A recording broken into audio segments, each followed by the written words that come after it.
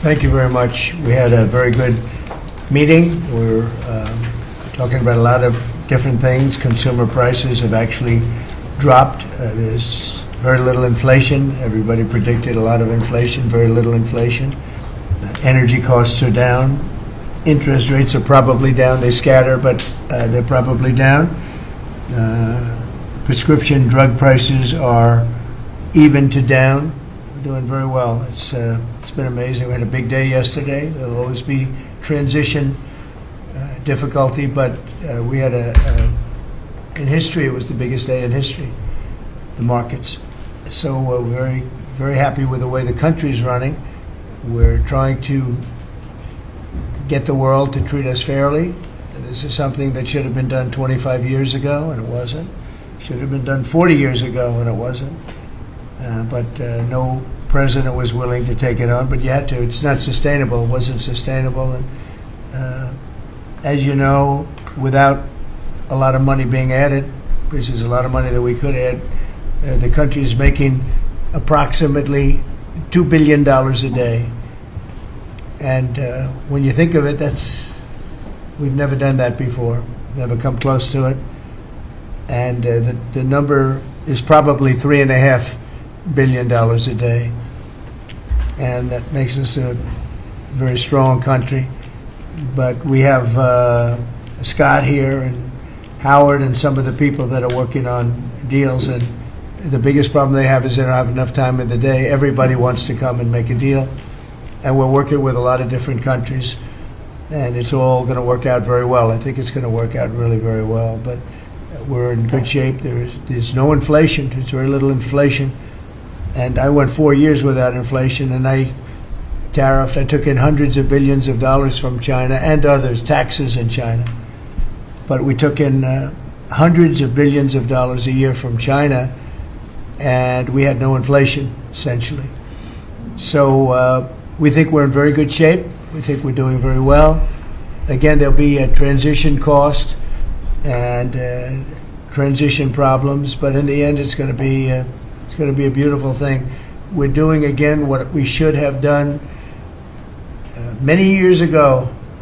We let it get out of control, and we allowed some countries to get very big and very rich at our expense, and can't let that happen. It's not a sustainable formula. So I wanted to just thank everybody at the table, and maybe I'll go around and ask some of you a little short couple of answers. Pete just got back from Panama, and he's been all over the place, and you want to give us a little report on that and whatever else you might have to say. Everyone at this table is doing an incredible job, by the way, I have to say, incredible. And the relationships it's like they're friends. They're really, the relationships are very strong, really good, really strong. And these meetings are very good. And I think, I don't believe there's any other president that allowed the press to come into a meeting such as this. These are very sacred meetings. These are very private meetings, but we have nothing to hide. And I think it's good. I think it's a good, we want to be, a word you like to use, Jeff, is transparent. So we want to be transparent, and we'll do that by starting with Pete. Go ahead, Pete. Yes, Mr. President, we just got back from Panama last night. We were at the Panama Canal with their Southcom commander ships, F-18s, troops, and signed a couple of historic deals. One which is with the Panama Canal Authority, a framework for U.S. vessels, first and free through the Panama Canal. Right. And then also a memorandum of understanding with their security minister for the presence of U.S. troops. Fort Sherman is an old U.S. base there, as well as their naval station and air station, jointly with Panama to secure the Panama Canal from Chinese influence. That's something you said, we're taking back the canal. China's had too much influence. Obama and others let them creep in. We, along with Panama, are pushing them out, sir. And so we had a very successful trip there. President Molino, sends his regards, very complimentary of the U.S. as he's a great ally, and I think they want the communist Chinese out. And with our troops there partnering with their forces, we've got a chance to push them all the way out, sir. We've moved a lot of troops to Panama and filled up some areas that we used to have, and we didn't have any longer, but we have them now. and I think it's in very good control, right? Yes, sir. Okay, thank you, Pete. Very good. Howard? So, so we've have so many countries to talk to. It is, it's incredible. I think Scott and I, I'm not sure we could ever have enough time in the day to talk to all these countries because they want to talk and they want to talk now, and they have come with offers that they never, ever would have come with, but for the moves that the president has made. Demanding that people treat the United States with respect. We're getting the respect we deserve now, and I think you're going to see historic deals one after the other. And then I'm very excited that within a week and a half, we're going to start with the gold card. And the Trump card is coming out, and we're very excited about that, and that's coming soon. So very excited. Good. Thank you very much. Good job. Linda? Well, on a couple of fronts, we have been addressing the issue of anti-Semitism on campuses. There's been some grant funding and contract funding that we've reviewed, and some canceled and some we've put on hold, waiting for that while we do an investigation. On the other side of what my responsibilities are and having education go back to the states, we're meeting and talking with governors. I was with, this week, all 50 commissioners of education around the country, and because we also want to provide them with tools and best practices as education does move back to the states. Making great progress, great response from the states, and very positive. And what about colleges? You're holding back $400 million from Columbia. From Columbia. $8 billion from Harvard. Can you imagine the money we pay Harvard? They have a $60 billion fund, and we're giving them $8 billion, and we're trying to figure that out. And then they hire de Blasio, the worst mayor in the history of New York, and they hired the woman from Chicago who was a disaster, total disaster, and they pay them massive salaries, and they're supposed to be teaching you government. That's not Harvard. That's not Harvard the way it used to be. So, do you have anything to say about that?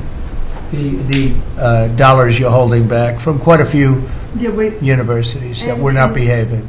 Yeah, and the other, there's some Princeton, Cornell, others that are coming in, and actually getting calls now from the presidents of the universities who really do want to come in and sit down and have discussions. And so we're investigating them, but in the meantime, we're holding back the grant and the fund money. Okay. Great job. Thank you. Very thankful for the House voting for the president's budget resolution along with the Senate bill. Made a ton of progress this week in working with members to ensure that a desire for flexibility in the Senate was not misconstrued as a desire not to slow and do spending reforms. And so we're very thankful for that. And now we can get after writing that bill, getting the president as big a package of his agenda to his desk. So very good week. Good. Yes, sir. We just got the House vote, and now we're well on our way to getting, as we call it, the great big beautiful bill. It's a beauty.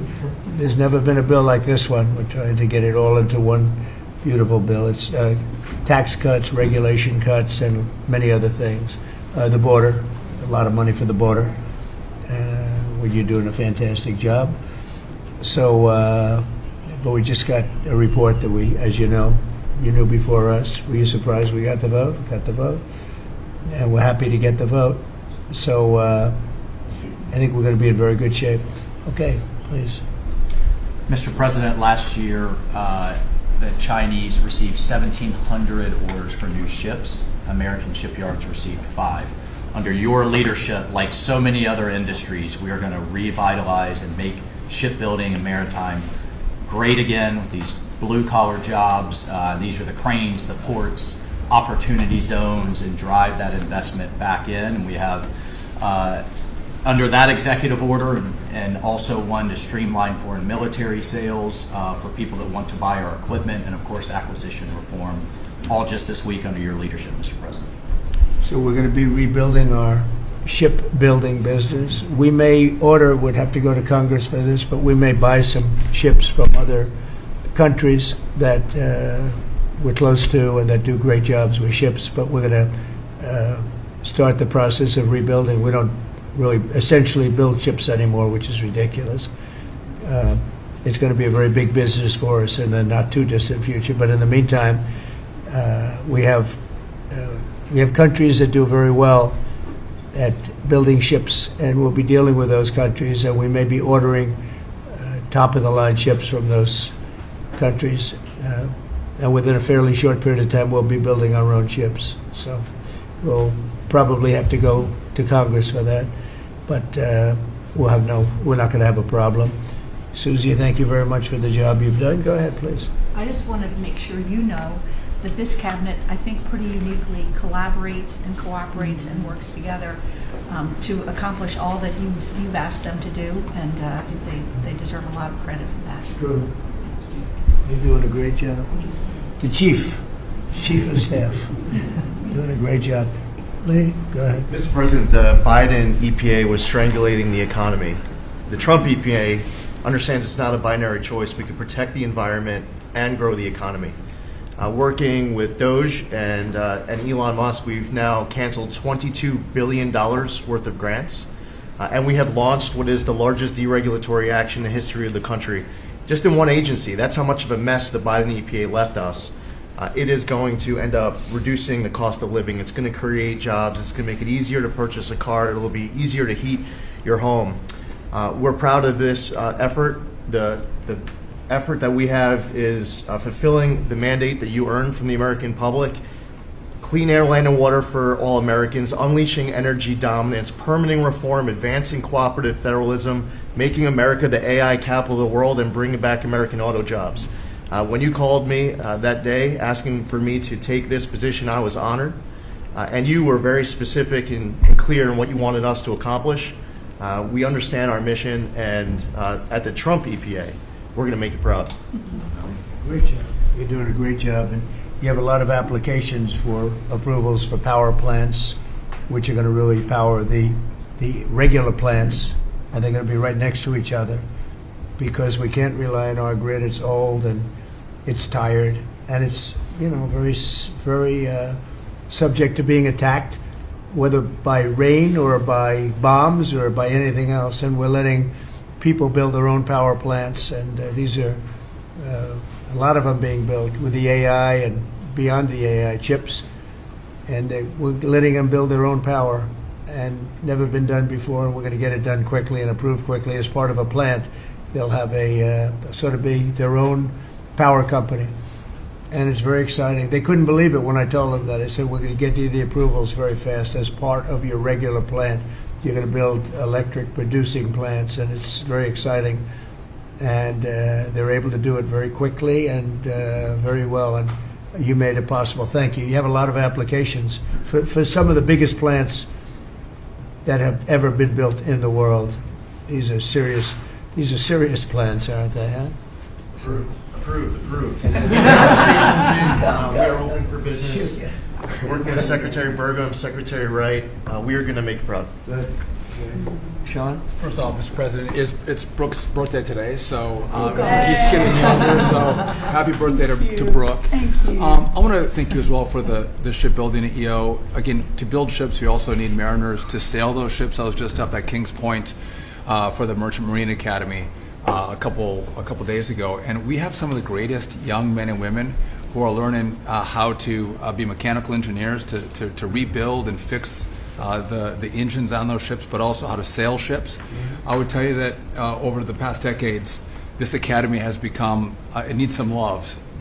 It's been a little bit dilapidated. We have to invest in sailors, and I appreciate you taking the initiative. To be a global power, we have to build ships and have sailors to sail those ships. These are the very people that help Pete should we come into points of crisis to support the military. So thank you for that.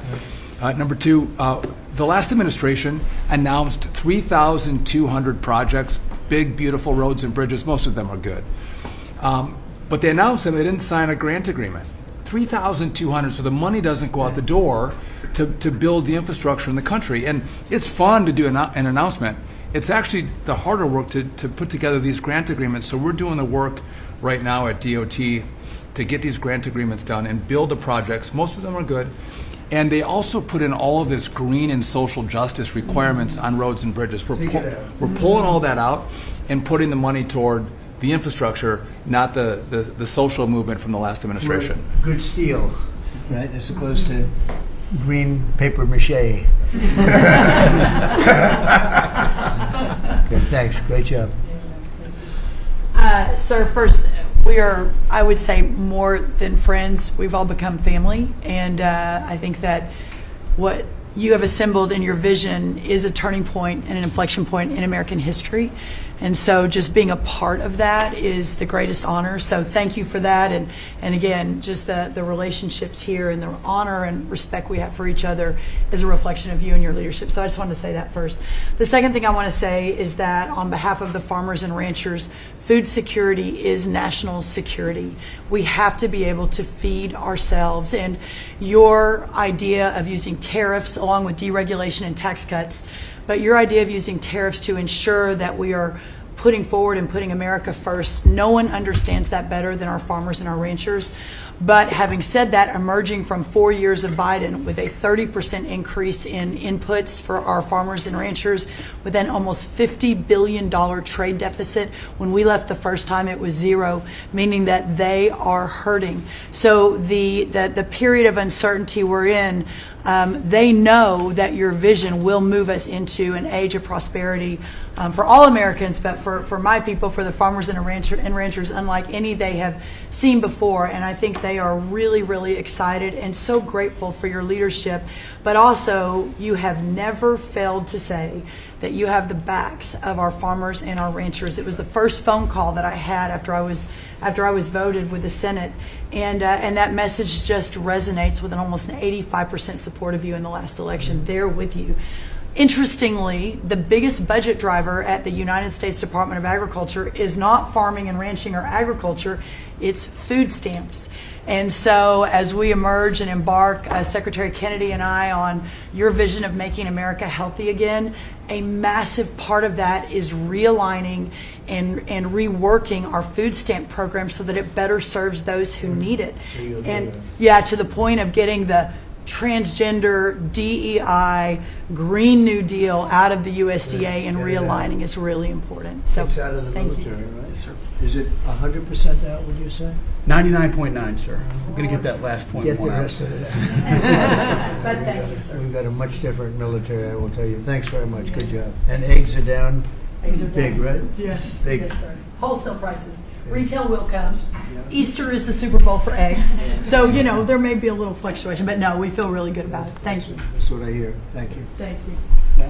Good. I'd echo what Howard said on the trade queue, that we've got over 75 countries that want to come in. So it'll be Treasury, Commerce, Jamieson at USTR, and we're putting a process in place. And as you said, you're going to be part of the negotiations too, because you know I've had these countries call me up and the Secretary Bessent, we're happy you're going to be negotiating. I said, well, President Trump's going to be involved too. Every detail. So bring your best deal on the budget. It's moving quickly in the House and the Senate, thanks to your leadership. We're also going to have debt ceiling in there, so we're going to get an increase in the debt ceiling. So, and that will be the done and dusted for Part of the bill that we just got to vote on today. So part of the bill. It'll be done and dusted for 2 years. We won't have to worry about that. And then I gave a speech yesterday to 1,400 small and community bankers, and they were so happy to hear from your administration.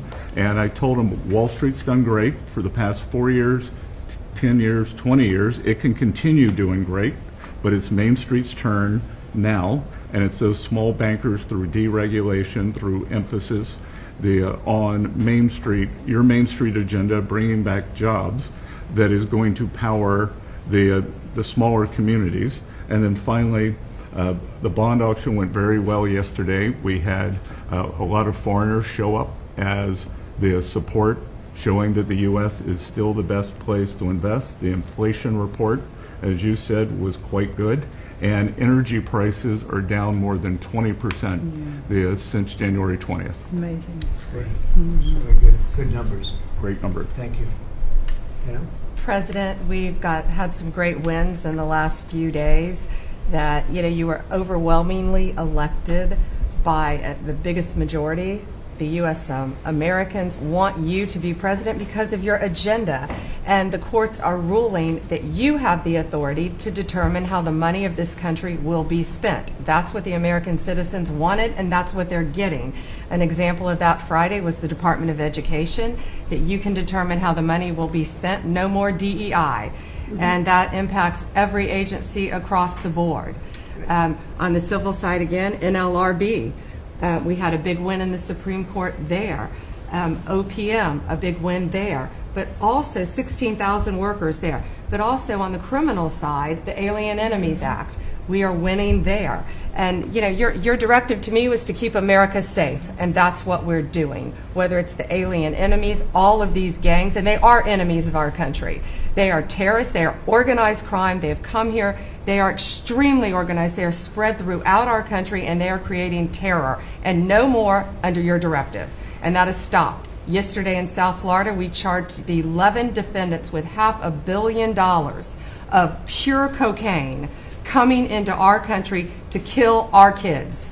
They were caught. They will be prosecuted to the fullest extent of the law. These gang members are going back to where they came, or they're going to an El Salvador prison at your directive. And you also gave us a directive to prosecute the people who are going after Tesla to the fullest extent of the law, some of the greatest police work I've seen. We've made 4 arrests. There will be no negotiations at your directive.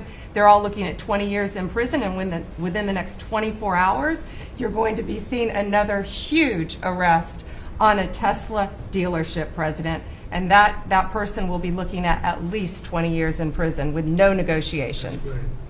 That's great. That will stop it cold. Domestic terrorism. Thanks. Doing a great job, too. Thank you very much. Gloria, please. Mr. President, accountability matters. That's what we're recognizing. With our partners at the Department of Labor for Government Efficiency, just a few weeks ago, we realized there's about $4.4 billion in COVID funds that were not used, that the state coffers were just holding on to. Out of that, we've returned $1.4 billion back to the state treasury, so essentially to the American people, and we'll go back and claw the rest of those billions of dollars back. And on the heels of that, late last night, we're understanding unemployment insurance fraud. That trust needs to be whole for the American people. When we need it for who deserves it. That's not what we're seeing. And the numbers that we saw last night, again, exposed by our partners at DOGE at the Department of Labor. Since 2020, over $400 million of payments have gone out already. And when you hear these numbers, apparently in the United States, we have over almost 25,000 people who are over 115 years old who are collecting $59 million that we have sent out to people. Talk about fraudulent behavior. Mr. President, 28,000 people between 1 and 5 years old have collected fraudulent payments at the tune of $254 million has gone out. And lastly, 10,000 people who have not been born yet, 15 years into the future, $69 million, and they haven't even been born yet. In one case, they will be born 129 years from now. The United States government sent them $41,000, and they're not born yet. So, under the Department of Labor, those are the things that we're uncovering. I couldn't be more honored to tell the American people that we're bringing back their dollars and we're saving them and returning them to the United States Treasury. Also, jobs numbers. Last Friday, 228,000 new jobs were reported. That is good for the American people. That is my primary job, is to grow that workforce under your leadership. So we've kicked off the America at Work tour, and we'll be visiting all 50 states, and I'll be working with my colleagues here to do just that. So thank you, Mr. President. We're going to grow this economy. We're going to keep our focus on the American worker. So you're finding tremendous fraud, though. Those numbers are really bad when you're Unheard of. over 115 years old. And I think you had mentioned the oldest person in our country is 114 years old. Reported. That's pretty good. A woman living in Pennsylvania, but apparently there's 24,000 more of them that are 115 or older. That we're I hope you hear that. too. So we have 24,000 older than the oldest person. Definitely good. That's, and what are we doing about that? How do we get that money back? Yeah, so we're working with our IGs to do that further investigation. The House and Senate, we had a 5-year statute of limitations We've got an extension on that another 5 years. And so the goal, in my opinion, we should never have a statute of limitations to return the American dollars back to the Treasury when there's fraud. But at this point, we will continue to work hard and double down and return those dollars to the Treasury. Great. Thank you very Thank much. you. Great job. Kristi?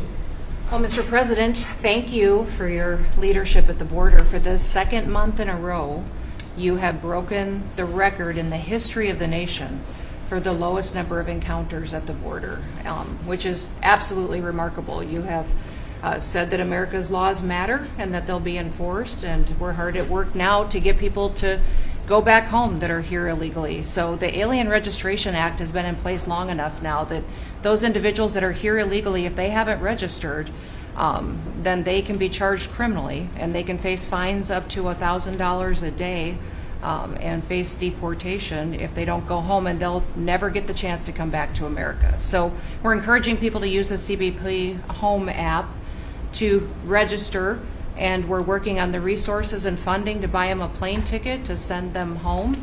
I went to El Salvador, Colombia, and Mexico, and those countries and others are thinking about setting up programs to support these individuals when they get back to their countries. So when they get there, they'll have housing and food assistance, and so making sure that these folks have the opportunity to go home so that they can get the chance to come back to America is important. And So it's a very big self-deport operation that we're starting. thousands of people have already Yeah. self-deported. Well, we're just going to, when you had 21 million people that need to go home because they're here breaking our laws, then we need to facilitate that. And I've been working with the governors a lot lately on several different issues. One of them has been on FEMA for recommendations on how to do exactly what you've directed us to do. And then also I sent a letter and communicated with them that they need to be setting up a SCIF.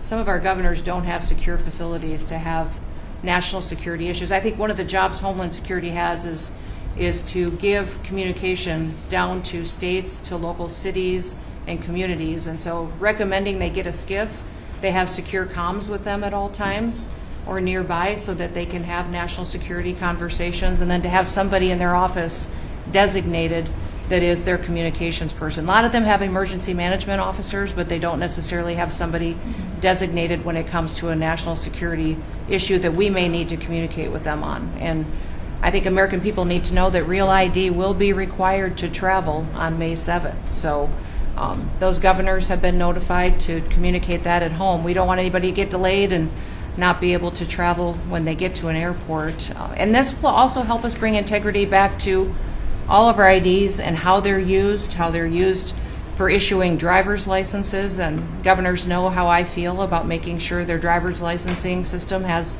integrity, because a lot of people use their driver's license to vote. And the backbone of our country and the foundation is election integrity. So we're giving all those directions to our governors and communicating that so they can lead on it as well. And we're going to work with people so that if they go out in a nice way and go back to their country, we're going to work with them right from the beginning on trying to get them back in legally. Is that right? A chance to come back. So it gives you real incentive. Otherwise, they'd never come back. They'll never be allowed once a certain period of time goes by, which is probably going to be 60 days. We're also going to work with farmers that if they have strong recommendations for their farms for certain people, we're going to let them stay in for a while and work with the farmers and then come back and go through a process, a legal process. But we have to take care of our farmers and hotels and various places where they need the people.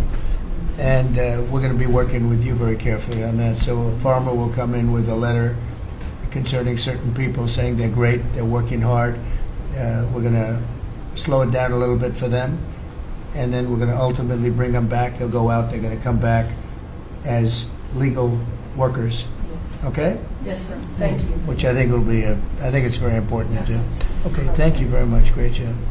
Jamieson, I watched you testify for the last Yeah, he did. couple of days. You're on every night at 3 o'clock in the morning. And you did great. You were fantastic. Thank you very much. It's just what I like to do for fun, sir.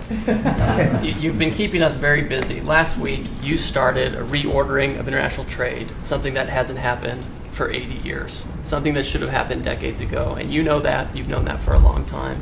That's why you have us all working on this. You came into an emergency situation where President Biden left us with a $1.2 trillion trade deficit. It's the largest of any country in human history, the largest. So you declared an emergency, you took You action. would say the largest in history, right? In history. There's never been anything like what he left us. He left us a mess. His whole administration was a mess. So go ahead. So you declared an emergency, you imposed a trade action, so now you have a tariff on the world, it promotes U.S. manufacturing, it protects U.S. workers, and you've also given room for negotiation during this time so we can open export markets for our farmers and other producers and American workers. And this is why the unions vote for you, this is why the workers vote for you, this is why the families want you to be the president, because you're standing up for American workers and American communities. We've had countries come in over the past couple of weeks that represent more than half of global domestic GDP, more than half. That's who's coming in to talk to you and to your advisors about how to have reciprocal trade, how to have fair trade. Would have happened without you. Thank you very much. Great job. Lovely line.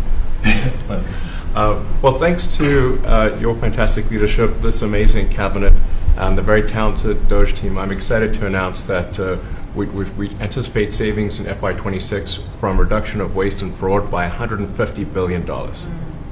And I mean, and some of it is just absurd, like people getting unemployment insurance who haven't been born yet.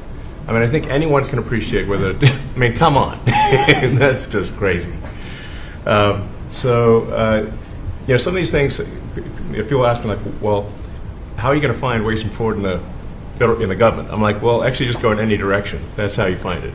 It's very common. it's as the military would say, target-rich environment. So I think we're doing a lot of good and excellent collaboration with the cabinet to achieve these savings, and it will actually result in better services for the American people, and that we're going to be spending their tax dollars in a way that is sensible and fair and good. And your people are fantastic. In fact, hopefully they'll stay around for the long haul. We'd like to keep as many as we can. They're great, smart, sharp, right? Finding things that nobody would have thought of. Very computer savvy. Yes. We're working with hard to get the Trump Gold Card operational, hopefully in the next week or so. That'll be great. That'll be very exciting. It's really exciting. That's a pathway to citizenship into the United States. It's a big deal. Yep, it's a big deal. Thank you very much. Great job you're doing. Thank you, sir. Thanks to your leadership and setting the mandate of transparency and accountability across the U.S. government. I'm bringing that transparency and accountability to the intelligence community, first and foremost, to make sure that you and your cabinet have that real-time, relevant, apolitical, objective intelligence to best inform, whether it's negotiations for peace, negotiations around tariffs, the great work that you are leading around the cabinet today. Secondly, working with Department of Homeland Security and the FBI to increase our information sharing to achieve your goal of countering the narcotic trafficking and our ability to go after cartels now designated as foreign terrorists. I met with the National Sheriff's Association this week, being able to work to make sure that the information that they are getting on the ground, that local law enforcement is getting on the ground, is being fed back up through to our National Counterterrorism Center, and that we have all of the federal agencies, state and local law enforcement, all on the same page as we are working to make our country safe again. And lastly, sir, as you know, declassification and rooting out weaponization and politicization of the intelligence community is a huge priority. You know more than anyone else the very dangerous and negative consequences of that. I've got a long list of things that we're investigating. We have the best of the best going after this. Election integrity being one of them. We have evidence of how these electronic voting systems have been vulnerable to hackers for a very long time and vulnerable to exploitation to manipulate the results of the votes being cast, which further drives forward your mandate to bring about paper ballots across the country so that voters can have faith in the integrity of our elections. And lastly, we've been scanning. I've had over 100 people working around the clock to scan the paper around RFK, Senator Robert F. Kennedy's assassination, as well as Martin Luther King Jr.'s assassination. These have been sitting in boxes in storage for decades. They have never been scanned or seen before. We'll have those ready to release here within the next few days. That's great. Bobby, how do you feel about that? That's hitting, I'm very that's gratified hitting close, to hear. That's hitting close to home, isn't Yeah, it? no When you kidding. think, Yeah. I'm thinking about Bobby when No. when that statement's made. I'm very grateful to you, Mr. President. Good. And you'll let Bobby see some of this because, it's very personal stuff. But it's time. I've asked him, and his response is, put it out. The world needs to know the truth. And his uncle that's been out, and anything that hasn't been out, they can go to your offices and see, right? Everything that we have within our possession, it's either online or it's physically at the National Archives and Records Agency. We also have hunters going out, Mr. President, and looking in the storage lockers at FBI and CIA and other agencies, specifically to find if there is anything else that has not been reported. We're actively going out and trying to search out the truth. Okay. Yeah, we want to get it all out. Yes. 100%. Good. Thank you very much. Good job, Tulsi. Mr. President, on behalf of America's manufacturers, I want to thank you for standing up to the Chinese Communist Party and fighting for our main streets, for our workers, and for those that make things in America. I'm out on a Made in America manufacturing tour, and as I go across the country, people are grateful to have a president who's not just fighting on the tariffs fronts, but to get inflation down, to create jobs. After Biden destroyed 110,000 manufacturing jobs in just his last year, you've already brought back thousands and thousands of manufacturing jobs. So the American worker is grateful. Main Street is grateful for you.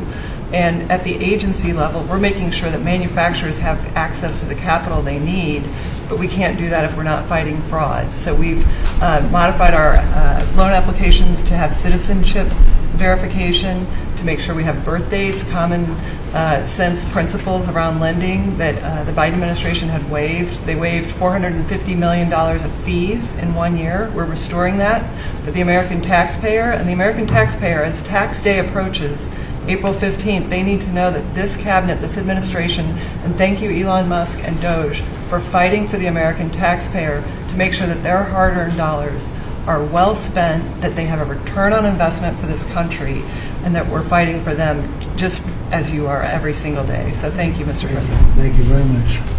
Mr. President, we are working at HHS to advance your agenda to make America healthy again.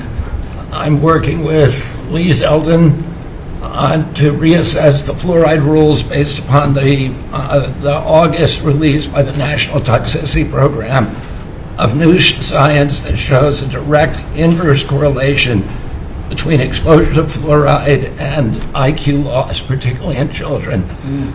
Lee and I were in Utah this week, to announce that Utah became the first state in the country to ban supplemental fluoride. I'm working with Brooke and governors now in 24 states who are advancing MAGA legislation to get soda pops off of the food stamp program, off the SNAP program. We've launched Operation Stork Speed to get the bad chemicals out of baby formula. We're working with governors across the country to get good food into the school lunch programs and to get rid of food chemical dyes and other bad chemicals that are in our food. We've shown now that this directly affects academic performance, violence in the schools, and mental health, as well as physical health. We are working with governors across the country to get cell-to-cell or bell-to-bell legislation to restrict the use of cell phones in schools, which again dramatically impacts academic performance.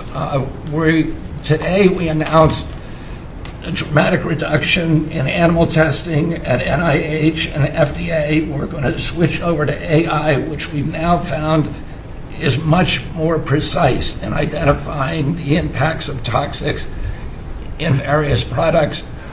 We're working with Elon, who's done an incredible job to eliminate the redundancies and to streamline operations at all the health agencies and to calibrate our trajectory to your agenda of making America healthy again. And finally, on the CDC has done an amazing job at getting the measles outbreak under control. We have about 680 cases now in 22 states, compared to the same outbreak in Europe, which is 127,000 cases and 37 deaths. Our numbers in this country have now plateaued. And I want to thank CDC for that. And we're trying to refocus the press. We've had 3 measles deaths in this country over 20 years. And we're trying to refocus the press to get them to pay attention to the chronic disease epidemic as you've asked us to. We have now 38% of American youth are pre-diabetic. This was unknown 30 years ago. Every child that becomes diabetic, there should be a headline about them. We have 100 million adults who are pre-diabetic or diabetic. And we have, we have now, the autism rates have gone from now most recent numbers we think are going to be about 1 in 31, 1 in 12, so they're going up again from 1 in 10,000 when I was a kid. And we are going, at your direction, we are going to know by September. We've launched a massive testing and research effort that's going to involve hundreds of scientists from around the world. By September, we will know what has caused the autism epidemic, and we'll be able to eliminate those exposures. So big. Think of that. So it was 1 in 10,000 children had autism, and now it's 1 in 31. Not 31,000, 31. That's a horrible statistic, isn't it? And there's got to be something artificial out there that's doing this. So you think you're going to have a pretty good idea, huh? We will know by September.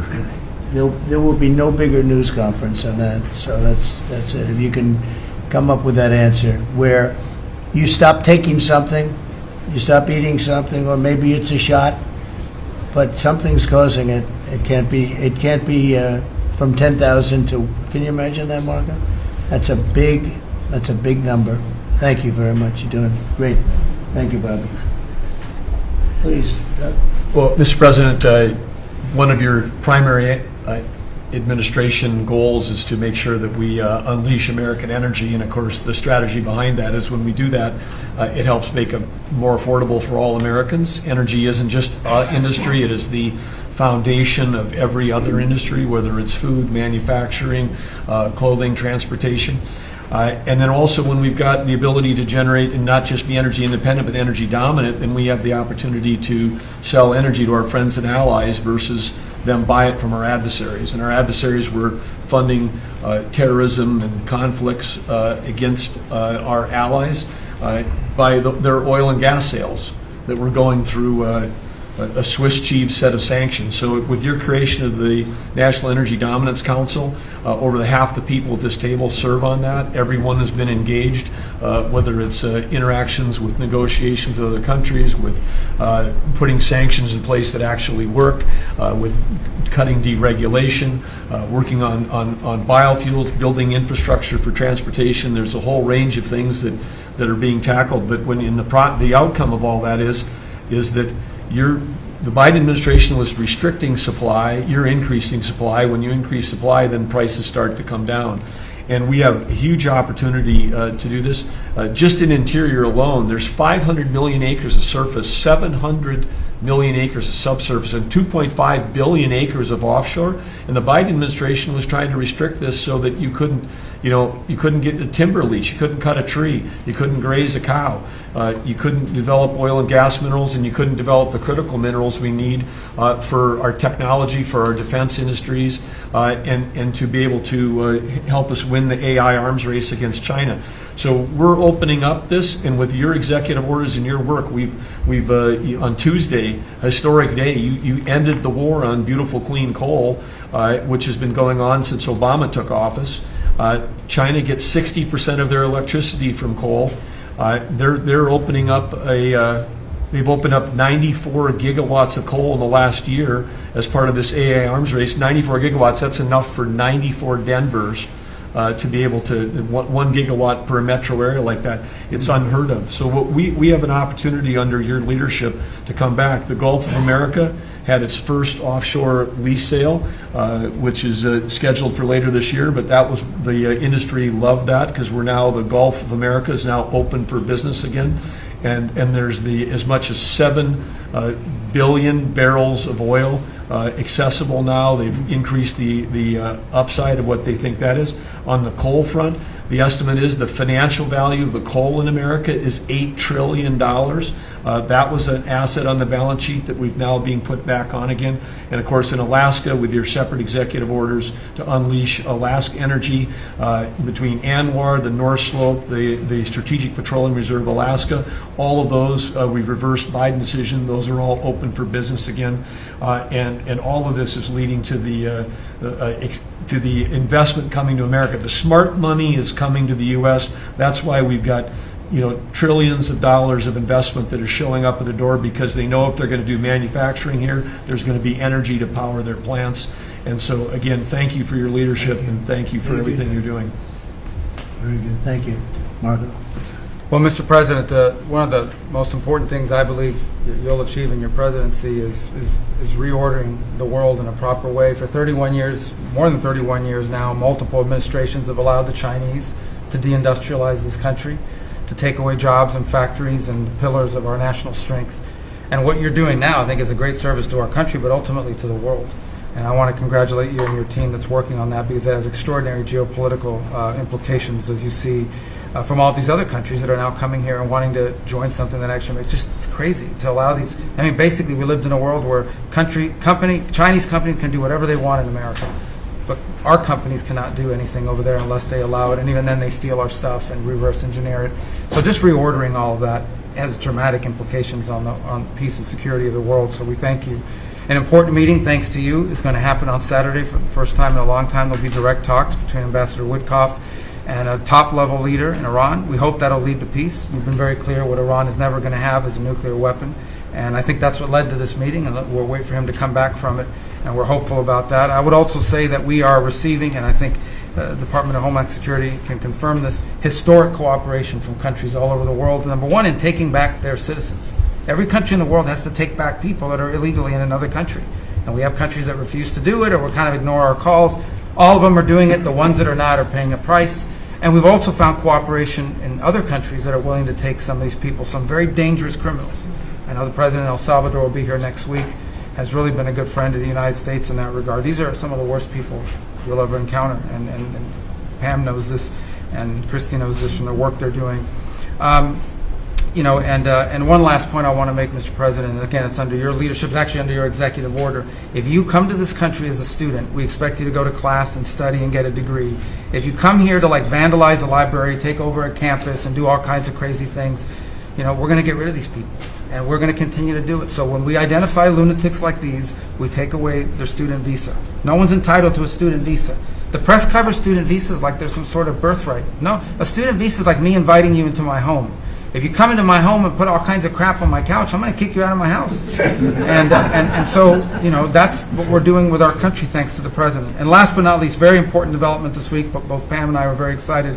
The finest higher education institution in the United States, University of Florida, is also now the national champions in basketball, and we hope you'll host them here soon, Mr. President. Go Gators. They're coming. Good for the SEC. They're coming. Congratulations. Well, thank you very much. You're really doing a great job. We appreciate it. Any question? Mr. President, can you give us a reaction to today's stock market drop, and also give us a sense of the next steps with China? Well, I haven't seen it because I've been here for 2.5 hours, so I'll be seeing it. I think Scott went out. Scott, you want to have a statement on that? Sure. Look, the up 2, down 1 is not a bad ratio, or up 10, down 5. And I think, as we have talked about, as we go through the queue and settle with these countries who are going to bring us their best offers, we will end up in a place of great certainty over the next 90 days on tariffs. But we had very good inflation numbers today. Oil's down. We had a successful bond market, so I don't see anything unusual today. And next steps for China, sir? Well, we'll see what happens with China. We would love to be able to work a deal. They've really taken advantage of our country for a long period of time. They've ripped us off beyond nobody. How people stood for it, sitting in my position, is not even believable. And we're talking about many presidents, not just a couple. But they did, and all we're doing is putting it back in shape. We're resetting the table. And I'm sure that we'll be able to get along very well. I have great respect for President Xi. He's been, in a true sense, he's been a friend of mine for a long period of time. And I think that we'll end up working out something that's very good for both countries. I look forward to it. Mr. President, China retaliated today by reducing the number of American films that can be shown there. What's your reaction to them now targeting cultural exports from the United States? I think I've heard of worse things.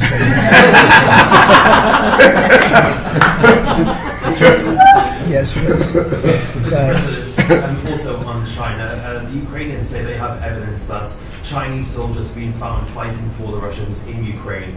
Can the U.S. verify this? And if so, what does the U.S. plan on doing to China to counteract that? We'll look into it, but I think beyond that, we're really looking to get that war stopped. They're losing 2,500 and even more than that young people a week. They're Russian and they're Ukrainian. They're not American, but they're people. And we're seeing if we can get it stopped. And I think we're making progress. I appreciate the ballerina who was released. It was at the request of a very good friend of all of ours, actually. Dana White called me and he said it's the friend or the relationship of one of the fighters for UFC or one of the fighters.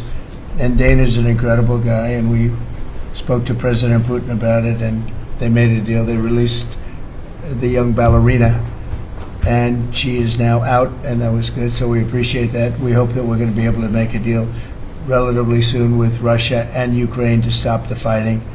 It's so senseless. It's such a horrible thing. It would have never happened if I were president, but it did happen, and we were given that card. And I think we're going to get it. I think we're going to get it stopped. We've got to get going. We got to get it. We have to move it faster. Likewise with the hostages, we're making progress. There's 59 hostages, but only 24 of them are living, and that's the way it's been presented to me by the mothers of some of the dead, mothers and fathers of some of the dead hostages, and they want the bodies of their baby, as they say, their baby, their young boys. They want them back as much as if they were alive. It's amazing, because when I met the hostages 2 weeks ago here, I couldn't believe what they had to go through, by the way. But when I met them, they said, yeah, there's 59, but 24 are living. And they actually consider, I guess if you're a parent, you do consider it this way, that the remainder who are dead, the 24 that are alive, the remainder that are dead, they want them back just as much as they would want them back if they were alive. It's really pretty amazing and pretty sad. So we're getting close to getting them back. We have a lot came back. A lot of people are very grateful. Some came back in pretty bad shape. Some came back, they're okay. I think they're going to be scarred mentally for a long time, because if you sit down and talk to them, as I have, what they went through is incredible. But we're making progress. We're dealing with Israel. We're dealing with Hamas, and it's a nasty group. Mr. President, so how close are you to the first country coming to actually make a deal with the United States over tariffs? Is it days, months? Well, I think it's very close, but we have to have a deal that we like. We don't want a deal that's going to be a bad deal, or I could make every deal in one day if I wanted to. I could do this all in one day. I could just say, here's what we'll do. And I was saying to the people before, to Scott, mostly to Scott and Howard, and some of the other people that work with us on the negotiations. We have a lot of law firms that have paid me a lot of money in the form of legal fees. We're going to probably use those firms to, if we can, I think we can, I'll make a contribution to the country, but they're great firms, they're the best firms, the biggest, and really the most prestigious, and we may be using them to help you guys out, because you're going to need a lot of lawyers, and I'm not sure Pam's going to be happy if I say, can you send over about 200 lawyers that work on trade? She's working on criminal stuff, and I think that's going to be her focus more than anything else. So we'll find out if we can do that. But we have a lot of lawyers that you've been reading about where they paid $100 million a firm on average. Now we have the final 4 or 5 are at $125 million. So I have a lot of legal fees I could give to you people. And we might as well use them. Hopefully I won't need that many legal fees or that much. I may. Who knows? After it ends, after we leave, maybe I'll need it, but if I do, it's not going to be very pleasant. So I think we're going to try to use these very prestigious firms to help us out with the trade, because we have a lot of countries, but we want to make deals that are proper for the United States. Not just we can make deals easily; we want to make them proper. Mr. President, if you aren't able to reach the deals that you want to see at the end of the 90 days, will you put those higher tariffs in place, or will you extend Well, that's what pause? would happen. I mean, if we can't make the deal that we want to make, or we have to make, or that's good for both parties, it's got to be good for both parties. You wouldn't. And then we'd go back to where we were. You'd go back to the numbers that you announced last week. I think so. You wouldn't extend the pause. Yeah, we'll have to see what happens at that time. Thank you, Mr. President. You said yesterday you were considering some exceptions for companies. Can you talk about what you're considering, and then also on the reciprocal tariffs, so that you substantially lower, is the same math formula going to be used, or is that tossed out? I'm not considering now for any country or company, but it's possible that I would. But I'm not. We don't have that situation right now. People understand where we are, what we're going to do. But it could happen. It's called flexibility. You have to have certain flexibility. What are you planning on using the money that you're gaining from revenue through the tariffs on? Paying down national debt, reducing taxes, creating good budgets, helping Kristi with the border and all of the other things. I built hundreds of miles of wall, as people now understand, 571 miles of border wall in the first administration. But we're going to beef it up, and we're going to add more. And the numbers are incredible. Really, the numbers are what's taken place. We had great numbers, but these numbers are topping my last administration. And Kristi and Tom Homan have done an amazing job. But it's an expensive process. This weekend, where they used to have hundreds of thousands of people standing there pouring through the border in Tijuana, Mexico, this weekend they had nobody. You had a man sweeping this massive piece of concrete, which is, the area where they said massive. And I've looked at that during the Biden administration. You couldn't see a piece of that concrete. There were so many people on it. You couldn't, if you had helicopter shots, you couldn't see concrete. Now, this weekend, you had nobody there but a man with a broom sweeping it and cleaning it up. Pretty amazing. It's really an amazing job. But it will be used for that. It'll be used for a lot of things. It'll be used by the Department of Justice for doing a great job. Pam is doing a fantastic job. So it's going to be used for a lot of different things. Mr. President, on the 10% tariff, is that a basement? Is that the It's a floor? baseline. Can countries negotiate that to bring that It depends down? on what they're adding. Some countries we have massive deficits with, or they have big surpluses with us, and others it's not that way. So it depends. That's why it's really they're all different. Every country is different. Some have certain advantages that others don't have, and certain things. We have some. China has a surplus of $1 trillion. I mean, the numbers are crazy, and others have basically no surpluses. We have some that are pretty even, but they hurt us in other ways, and we just want to get that taken care of. So everyone is a little bit different. So are you negotiating with the EU as one bloc or individual nations for the tariffs? We're looking at it as one bloc. They've been very tough, but they were very smart. They were ready to announce retaliation, and then they heard about what we did with respect to China and others, but China. And they said, we're going to hold back a little bit. They decided to hold back. I thought they were very smart. Look, the EU is very smart, but they really have taken advantage of the United States. They were formed for the purpose of taking advantage of the United States. And I don't blame them, and I don't blame China. I don't blame anybody. I blame the people that were sitting at that desk in that other beautiful Oval Office for allowing it to happen. Many presidents I blame. They should have never allowed it to happen. And I'm doing something that a lot of them wouldn't want to do. But I'm here, I do those things, and we're going to make this country great again. We were taken advantage of by almost everybody. I sat back in the last administration. I would actually read them. I don't have to read them now. I know them so well. I would read some of these documents that were signed, deals, and I said, who would do a deal like this? Who would do it? You've seen it, Elon. Yeah. I'd look at deals where it's so one-sided. Even we have a deal with Japan, and we get along great with Japan, and we had the Prime Minister here. He was fantastic. As you know, Abe was great. Shinzo was great. He was a good friend of mine, unfortunately no longer with us. But we defend them, but they don't have to defend us. I said, that doesn't sound too good. But we have a deal, a defense deal. We pay hundreds of billions of dollars to defend them. But if for any reason, in other words, we pay all the money. They don't pay anything. But if we're ever attacked, they don't have to do a thing to protect us. I said, well, that sounds like a wonderful deal. So that's just one out of thousands. And I just wonder who did this.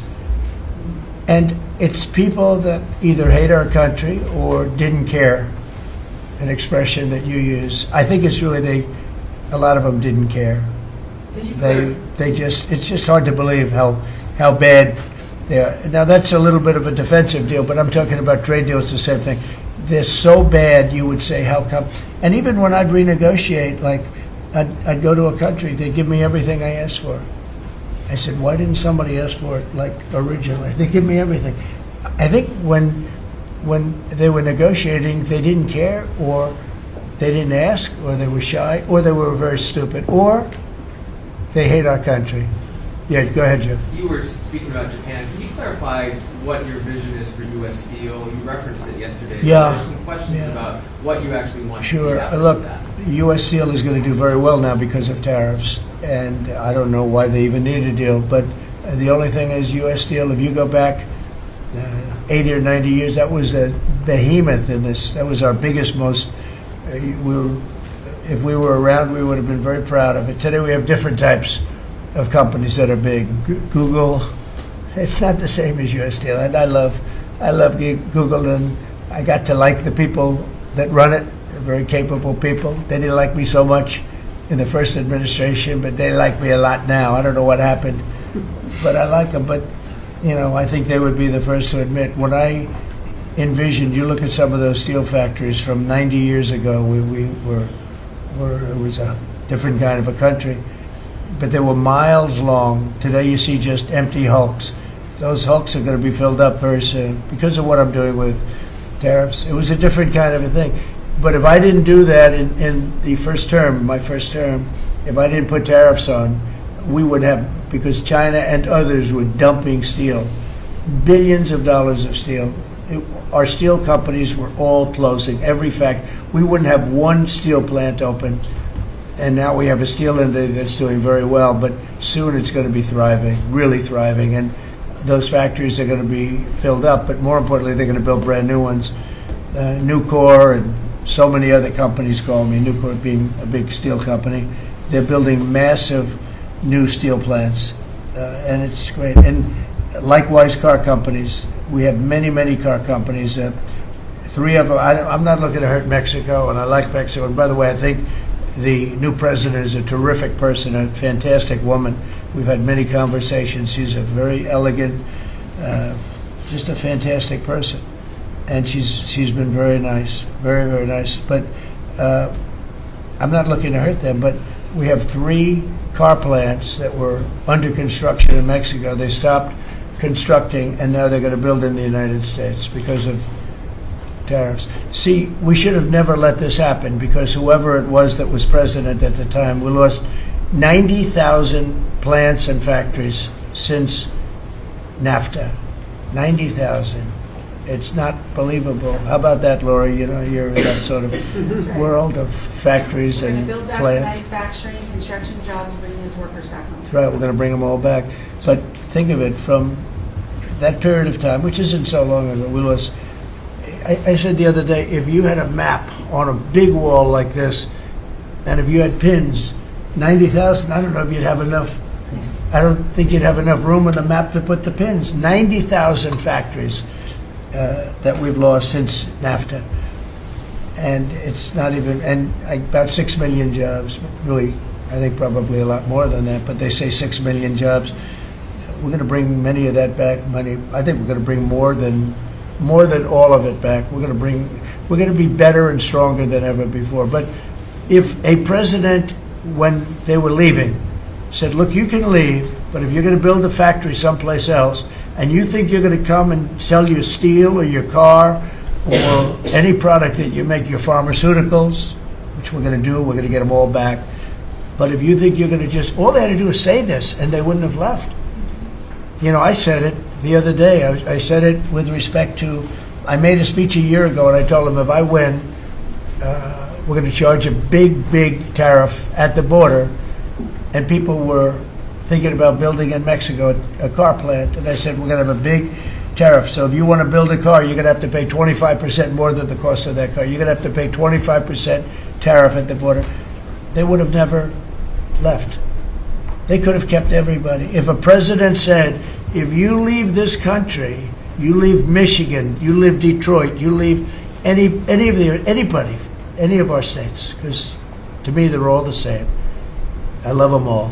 I love them all, and I probably won them all, but they say I won most of them, but I think I won them all, but that's okay. But all you had to say if you were the president is, if you leave and you think you're going to now fire all those workers, leave all that, everything behind, and you're going to build in another country and sell it and no, you're not going to. You're going to pay 50% or 100% tariff. They would have never left. And all you had to say, Marco, all you had to say very simply is, you don't have to write it down. All you have to do is say it verbally. If you leave, you're going to pay 100% tariff. Therefore, don't leave. They would have never left. But they left 90,000 plants. I mean, it's hard to believe that many. It's not, you can't envision it. So just getting back to your, because I'm the great weaver of all time. To weave, you have to be a genius. To go on tangents, anybody can do that. But we'll get back to your original U.S. Steel. U.S. Steel is a big name in this country. Babe Ruth is a big name. We have a lot of big names, but not too many. U.S. Steel is one of the great names in the history of our country. And normally I wouldn't mind so much. I wouldn't be thrilled with it. But to buy for a foreign country, and we love Japan, but for a foreign country to buy that cherished U.S. Steel brand, that's hard for me to do. And maybe somebody else may want it. The company Nippon that's involved with it is a big, powerful company who do a good job. But why can't they just build a plant themselves? I mean, why do they have to, take U.S. Steel? So as you know, I rejected the deal. Now they've come back in a different form. They're coming back as an investor. And, I feel better about that, I guess. But, I know them very well. I know the thinking. It's the investor. They'll invest, and somebody else maybe is sitting in this chair, and they will no longer have an investment. They'll have the whole thing. That's the way it works. Very smart. They're very, very smart people. We're dealing with very smart people throughout the world. Great geniuses, actually. Look what they've done to our country. And again, I don't blame China. I don't blame anybody. If I could have done it, if I were in that position, I'd have great respect. I have great respect for the people. They ripped off the United States, and all we had to do, have a president that knew what the hell was going on, and none of those countries would have left. Those companies, none of them would have left. So that's a little lesson in basic business. And it's really basic business. It's not complicated business. It's very basic business. and we'd have every one of those car plants going just the way they were 30 years ago. None of them would have left, but now they're coming back. Mr. President, the Labor Department has confirmed that $400 million went to fake people for unemployment benefits. Yeah. Just what are your initial reactions? I think it's terrible. I just heard it from Lori, and I appreciate it, and you heard it from Elon's people, right? That's right. Elon's done a fantastic job. Look, he's sitting here, and I don't care. I don't need Elon for anything other than I happen to like him. But I'm telling you, this guy did a fantastic job. I don't need his car. I actually bought one and they said, "Oh, did you get a bargain?" No. I said, "Give me the top price." I paid a lot of money for that car. But honestly, he makes a great car. You know what I do with it? I let the people in the office drive around in it. Margot and Natalie, they're all, Chamberlain, they're all driving around the most beautiful car. It's gorgeous. But I did that as a sign of, just a show of support. Numerous people have done that. Just a show of support.